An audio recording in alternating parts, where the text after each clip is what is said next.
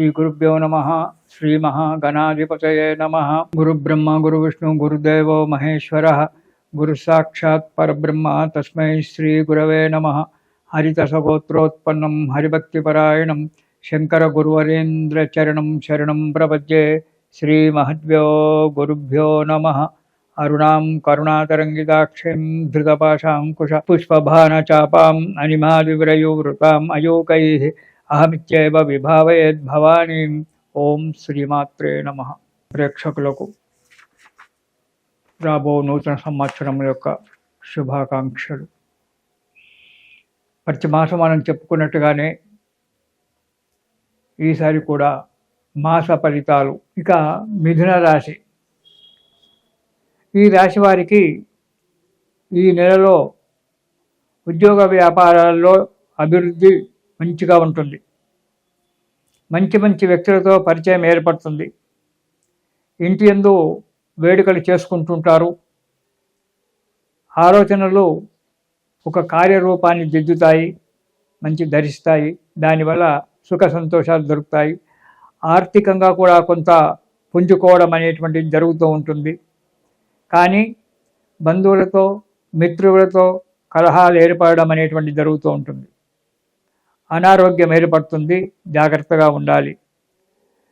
మనశ్చాంచల్యం, ఎంత మీరు చేసినా ఎంత అదుపు చేసుకున్నా మనస్సు చాంచల్యంగా ఉండడము, స్థిరమైనటువంటి ఒక నిలకడైనటువంటి ఒక మనస్సు లేకపోవడము, దానివల్ల కొన్ని కార్యక్రమాలలో ఆటంకాలు ఏర్పడము, తిరిగి వెంటనే సమర్చిపోవడము జరుగుతూ ఉంటుంది. మనశ్శాంతిని కోల్పోవడం అనేవి జరగడం వల్ల ఇబ్బందులు ఏర్పడుతున్నాయి. ఎప్పుడూ మానసికంగా టెన్షన్గానే ఉంటారు. ఆ నిరంతరమైన ఆలోచనలు దాన్ని పక్కకు పెట్టినట్టయితే మీకు అన్ని విధాలుగా మంచిగా ఉంటుంది. మనోధైర్యము, పట్టుదల, ఈ రెండు మీకు చాలా ముఖ్యమైనటువంటివి ఈ నెలలో మిథున రాశి వారికి. ఈ మనోధైర్యాన్ని పట్టుదలను కనుక పెట్టుకున్నట్టయితే జీవితం సుఖంగా నడుస్తూ ఉంటుంది. ఇక 1వ వారం కుటుంబ కలహాలు వస్తాయి, జాగ్రత్తగా ఉండాలి. బంధుజన విరోధం ఏర్పడుతుంది. అనుకోని సంఘటనలు ఏర్పడుతుంటాయి. కొన్ని అనుకోని చిక్కులు కూడా వచ్చి మీద పడతాయి. ఎవరో చేసిన తప్పుకు మీరు బాధపడడం వస్తుంది. ఏ కార్యక్రమం చేద్దామన్నా ఆ కార్యక్రమానికి అన్ని ఆటంకాలు ఏర్పడము, వేరే వాళ్ళ ఆటంకాలు తెచ్చిపెట్టడము, ఇవన్నీ కూడా జరుగుతూ ఉంటాయి. అనవసరమైన ఖర్చులు పెరిగిపోతూ ఉంటాయి. జాగ్రత్తగా ఉండండి. ఇక 2వ వారం సంఘంలో పలుకుబడి తగ్గిపోతుంది. వృత్తిలో చిక్కులు వస్తాయి. కానీ 10 మందిలో మెచ్చుకోలు అనేటువంటి కూడా లేకుండా పోతుంది. ఎవరు ఇతను మంచి శబాస్, మంచి వర్కరు అనేటువంటి విషయం లేకపోతుంది. మీరు ఎంత కష్టపడినా ఆఫీసులో కానీ ఇతర దాంట్లో కానీ మెచ్చుకోవడం అనేటువంటిది ఎప్పుడు మనశ్చాంచల్యంగా ఉంటుంది. అభివృద్ధి కూడా అంతంతగానే ఉంటుంది. దానికి తగ్గట్టుగానే ఖర్చులు వస్తాయి. దానివల్ల ఇబ్బందులు ఏర్పడుతుంటారు. ఇక 3వ వారం వృత్తి వ్యాపారాలలో అభివృద్ధి బాగా ఉంటుంది. ధనలాభం ఉంటుంది. పెండింగ్ పనులన్నీ కూడా నెరవేరడానికి ఆస్కారం ఉంది 3వ వారంలో. ఆ పెండింగ్ పనుల గురించి జాగ్రత్తగా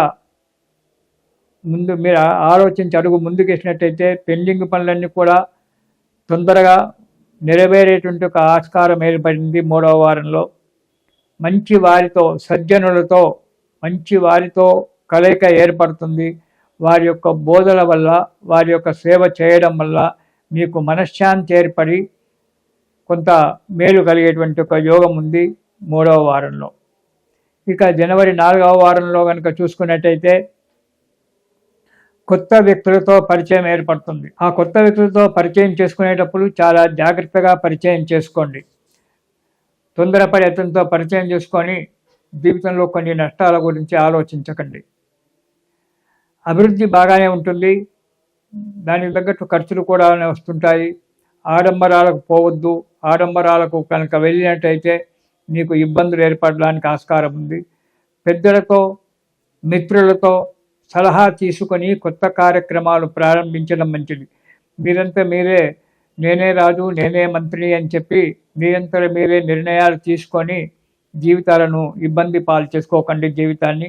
కాబట్టి పెద్దలతో కానీ మిత్రులతో కానీ సలహాలు తీసుకొని ముందుకు అడిగేసినట్టయితే మీ జీవితాల్లో సుఖంగా సంతోషంగా ఉంటారు.